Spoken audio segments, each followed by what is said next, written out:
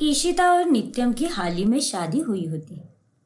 ईशिता एक बहुत ही खूबसूरत लड़की होती है। उसमें सिर्फ एक ही कमी होती है कि वो भुलक्कड़ होती है।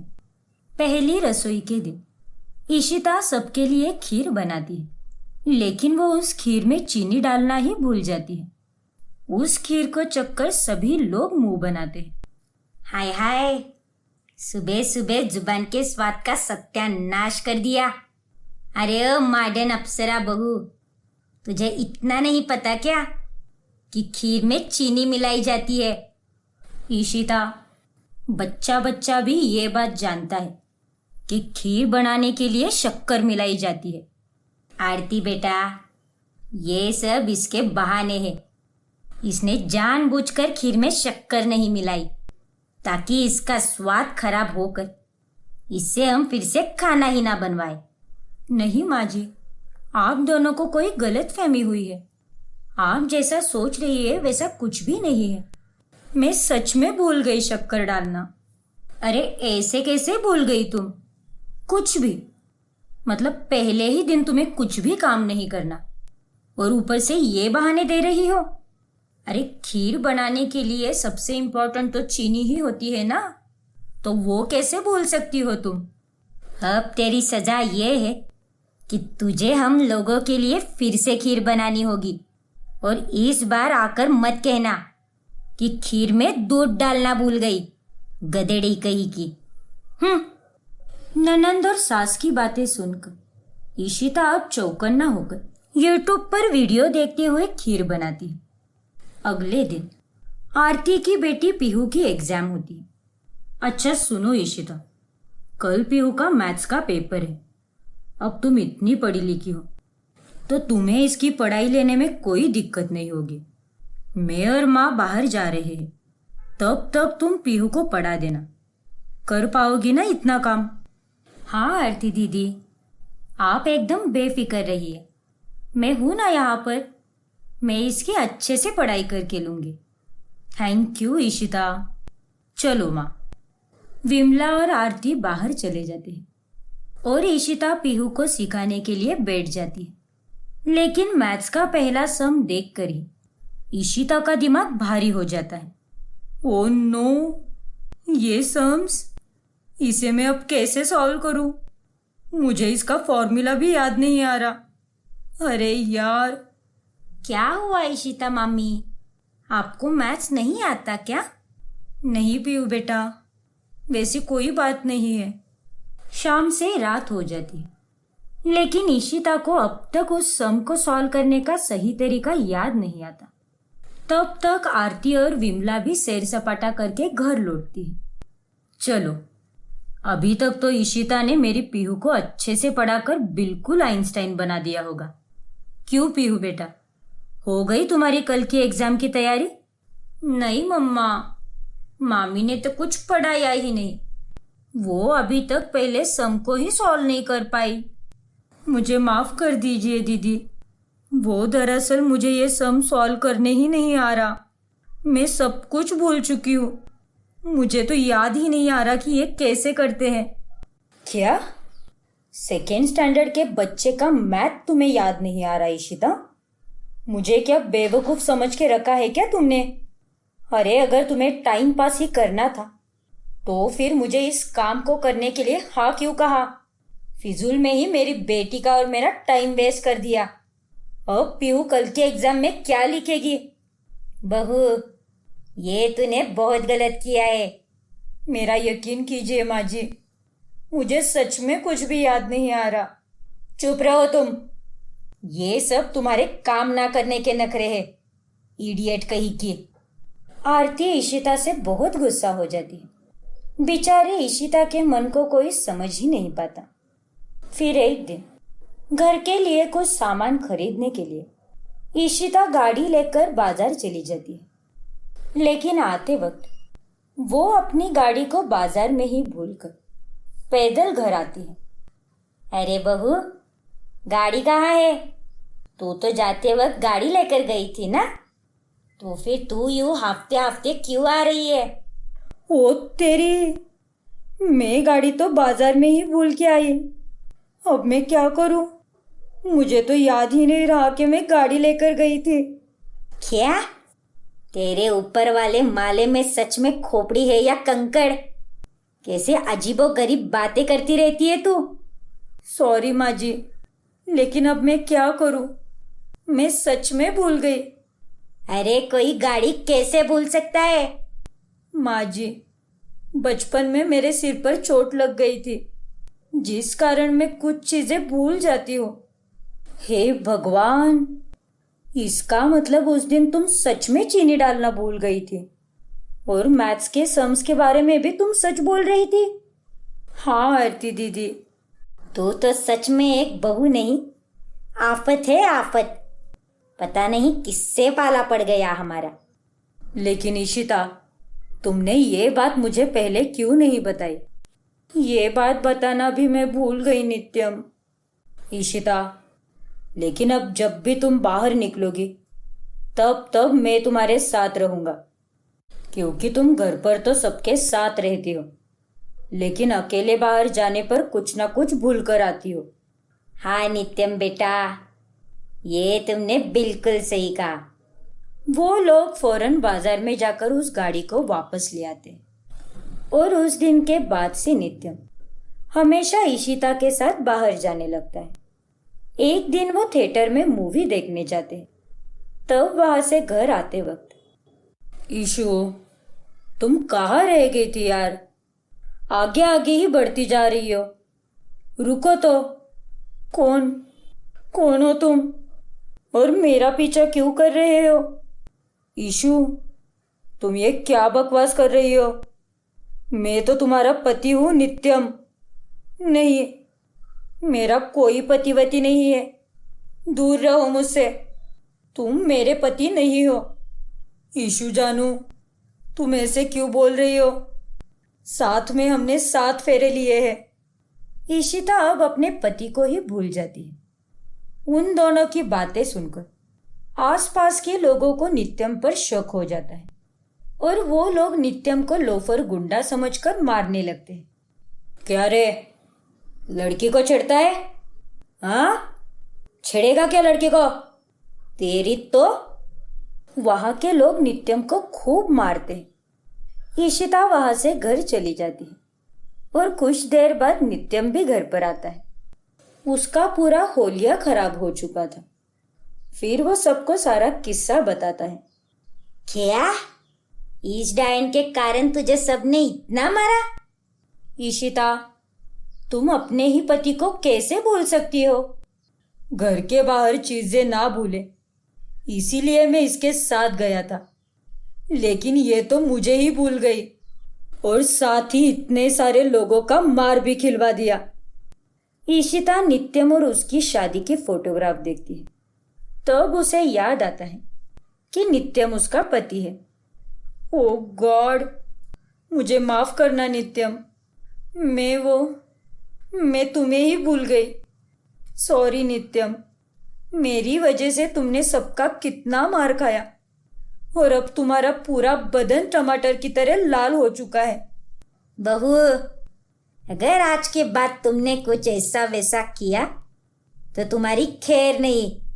नहीं माँ, अब इस ईशिता के भुलक्कड़पन को भगाने का एक ही रास्ता है और वो है एक पेन और डायरी। लेकिन आरती दीदी, डायरी और पेन से मैं क्या करूंगी? तुम्हें चीजें भूलने की आदत है ना, तो तुम उस डायरी में अपने सारे काम लिख सकती हो। अगर तुम कुछ भूल भी गई तो वह डायरी पढ़कर तुम्हें वापस सब याद आ जाएगा। ये तो बड़ा ही मस्त सुझाव है। ठीक है आरती दीदी, अब से एक मैं डायरी और पेन हमेशा साथ ही रखूंगी, ताकि जब भी कोई मुझे काम दे तो मैं उस काम को सही से पूरा कर सकूं। और रही बात आप लोगों को भूलने की, तो आप सब लोग मुझे फोटोज भेज दीजिए ताकि वो मेरे फोन में सेव कर सकूं और आपके नाम को भी याद रख सकूं। ईशिता अब एक डायरी अपने पास ही रखने लगती है, जिसमें वो उसे दिए गए सारे काम लिखा करती है। सब्जी वाले से आधा किलो भिंडी और आधा किलो टमाटर, परचू की दुकान से 2 मक्खन की टिक्कियाँ, और छत और बरामदे की सफाई। बस यही सारे काम है ना आज के दिन? हाँ बहू, जल्दी से ये सारे काम निपटा दे अब, वरना मैं तुझे निपटा दूंगी यहाँ से। चल भाग अब। लेकिन थोड़ी ही देर में ईशिता पूरे घर को सर पर उठा लेती है और परेशान होकर हर जगह अपनी डायरी ढूंढने लगती है। क्या हुआ? इतनी परेशान होकर क्या ढूंढ रही है? माँ जी, मैं तो अपनी डायरी ढूंढ रही हूँ। अभी थोड़ी देर पहले ही पास थी, उसमें सारे काम लिखे थे मैंने, लेकिन डायरी कहाँ रखी है यही भूल गई मैं। ईशिता का ये नया कारनामा देख सभी लोग अपने सिर पकड़ लेते हैं। सत्यानाश हो इसका, चाहे दुनिया इधर की उधर क्यों ना हो जाए, लेकिन ये नहीं सुधरने वाली। रिम्पी की शादी तनुज से होती है। उसके ससुराल में सास बृंदा, ससुर रघुनाथ और ननंद नूतन होती है। रिम्पी हर बात को डबल मीनिंग के साथ ही बोलती रहती है, जिसके कारण वो अपने लिए काफी मुसीबतें खड़ी कर लेती है। ये लीजिए माँ जी, ये हल्दी वाला दूध है, आप ये दूध ससुर जी को पिला दीजिए, वो तो मदहोश ही हो जाएंगे। क्या? ये क्या बकवास कर रही है? सटी आ गई है क्या? सॉरी माँ जी, मेरे कहने का मतलब है ससुर जी ये दूध पीकर होश में आ जाएंगे और बेटर फील करेंगे। फिर वृंदा अपने बीमार पति को वो दूध देने जाती है। फिर एक दिन जब लड़के वाले नूतन को देखने आते हैं, अरे रेखा आंटी, आपका तो बहुत ही बड़ा और मोटा है, कैसे संभाल लेती हो आप? क्या मतलब? तुम कहना क्या चाहती हो बेवकूफ लड़की? अरे आंटी जी, मैं तो आपके पर्स की बात कर रही हूँ। क्या आप भी? इससे ये समझ में आता है कि आपके ऊपर वाले माले में कितना सारा अश्लील वायरस भरा हुआ है। रिम्पी, ढंग से पेश आओ। माँ पापा, मुझे नूतन पसंद है, मेरी तरफ से शादी के लिए हाँ है। और मुझे भी करण बहुत पसंद है, मेरी तरफ से भी हाँ है। तो ठीक है, फिर रिश्ता पक्का हुआ, बधाई हो। Congratulations everyone. मैं सबके लिए मिठाई लाती हूँ। फिर रिम्पी सबके लिए मिठाई लेकर आती है और वो करण के पिता मनोहर को देते वक्त कहती है, ये लीजिए अंकल, मुंह खोलिए। क्या? अरे बाबा, ये मिठाई खा लीजिए, अब मुंह से ही इंसान खाएगा ना, आप किसी और ग्रह से थोड़ी ना हो। करण बेटा, मुझे इस रिम्पी के हाव भाव कुछ सही नहीं लग रहे। चल बेटा, तू इस घर में शादी नहीं करेगा, यहाँ बस गंध ही भरा हुआ है। रिम्पी की डबल मीनिंग बातों की वजह से मनोहर अपनी बीवी और बेटे को लेकर वहां से चला जाता है और नूतन के दिल के टुकड़े टुकड़े हो जाते हैं। भाभी, आप कोई इंसान नहीं, आप डायन हो, क्योंकि चुड़ैल और डायन ही दूसरी औरतों को चोट पहुंचाती है। आपकी वजह से मेरे और करण की लव स्टोरी का दी एंड हो गया। लेकिन नूतन, तुम उस लप्पू से जिंगुर से लड़के के लिए इतने आंसू की टंकी क्यों बहा रही हो? बस रिम्पी, अभी के अभी कमरे में जाओ। क्यों तनुज बेबी, क्या इरादा है? मूड ऑन हो गया क्या? मेरा मतलब तुम्हारा मूड ऑफ हो गया है क्या? अरे चांडाल नास पिटी, क्यों हम सबका खून जला रही है? जा मर जा अपने कमरे में जाके। दिन ब दिन रिम्पी के कारण घर वालों का जीना और भी दुश्वार होने लगता है। एक दिन जब रिम्पी और वृंदा दोनों सास बहू बाजार में फल खरीदने जाते हैं। ओफो भैया, आपके केले तो बहुत ही छोटे हैं, मुझे बड़ा वाला केला चाहिए, उसे खाने में मजा ही कुछ और है। क्यों झुमरी आंटी? हाय हाय, ये लड़की कितनी बदतमीज है। वृंदा बहन, अपनी बहू को संभालो। अरे मैंने क्या गलत कहा? आप लोगों को पसंद होंगे छोटे केले, लेकिन मुझे तो बड़े केले ही पसंद है। कितना अच्छा रहता है, छोटे छोटे 2-3 केले खाने से बेहतर यही है ना कि एक बड़ा वाला केला खाओ। चलो झुमरी बहन, वरना इस बेशरम और बच्चलन लड़की की गंदी बातें सुनकर कहीं मुझे हार्ट अटैक ना आ जाए। नालायक कलमुही करमजली, और कितनी नाक कटाएगी और कितनी धजिया उड़ाएगी हमारी इज्जत की। लेकिन माँ जी, मैंने तो सिर्फ नॉर्मल ही बात की है। अरे तेरी नॉर्मल की तो ऐसी की तैसी। चल घर पर, तुझे अच्छे से सबक सिखाती हूँ, उल्टा कुलक्षणी। घर जाने के बाद वृंदा रिम्पी को बहुत मारती है, लेकिन फिर भी रिम्पी अपनी हरकतों से बाज नहीं आती। एक दिन सुबह वृंदा देखती है कि रिम्पी घर के आंगन में बैठकर खूब रो रही है। अरे रिम्पी बहू, क्या हुआ?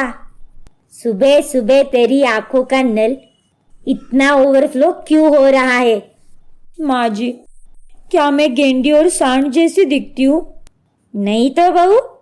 क्या मैं चुड़ैल जैसी दिखती हूँ? बिल्कुल नहीं। क्या मेरी आंखें मेंढक की तरह और मेरा फिगर हाथी की तरह है? अरे बिल्कुल भी नहीं। तो फिर मुझे सारे मोहल्ले वाले ऐसे क्यों कहते हैं कि मैं अपनी सास की तरह दिखती हूँ? क्या? सत्यानाश हो तेरा। आज तो तू गई, आज मैं तुझे नहीं छोड़ूंगी। और फिर सास बहू के पीछे बेलन लेकर पूरे घर में भागने लगती है, और वो बाद में बहू को कूटकर उसकी चटनी बनाती है। ऐसे ही एक दिन तनुज अपने ऑफिस में अब तक के इम्पोर्टेंट क्लाइंट के साथ मीटिंग कर रहा होता है। तभी उसे रिम्पी का कॉल आता है। बहुत देर तक फोन बजने के बाद भी तनुज फोन नहीं उठाता। घर से कॉल है, कुछ इम्पोर्टेंट होगा Tanuj. Receive it. No no, it's fine. उठा लो call. It's okay. Okay sir, thank you. लेकिन जैसे ही तनुज फोन कॉल रिसीव करता है, वैसे ही उसके फोन का सिस्टम बिगड़ जाता है और वो फोन स्पीकर पर चला जाता है। हेलो मेरे प्यारे पतिदेव, आई नो कि तुम उस खड़ूस क्लाइंट के साथ मीटिंग में बिजी होंगे, लेकिन मैं बस तुम्हें इतना बताना चाहती हूँ कि मैं आज रात में तुम्हारे लिए ऐसा खाना बनाने वाली हूँ जिसे देखकर तुम्हारे मुंह में पानी आ जाएगा और तन बदन मचलने लगेगा। और हाँ, खाने के बाद हम दोनों नाइट शो भी साथ में देखेंगे और ग्रेट ग्रैंड मस्ती भी करेंगे। रिम्पी की ये सारी बातें सुनकर क्लाइंट्स बहुत गुस्सा होते हैं। छी, इतने गंदे परिवार से बिलोंग करते हो तुम तनुज। हम तुम्हारे साथ कोई डील नहीं करना चाहेंगे। चलो। Shameless people.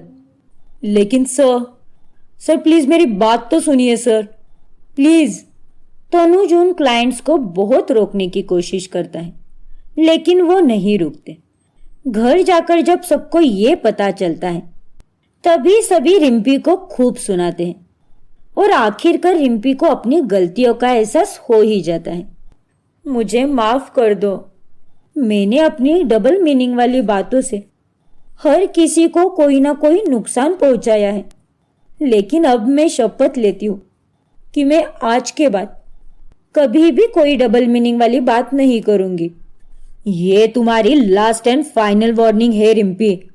अगर आइंदा से तुमने डबल मीनिंग वाली बातें की तो मैं तुम्हें सीधे तुम्हारे मायके पार्सल कर दूंगा। लेकिन उस दिन के बाद से रिम्पी में पूरी तरह सुधार आ जाता है और वो अपने परिवार के साथ खुशी से रहने लगती है।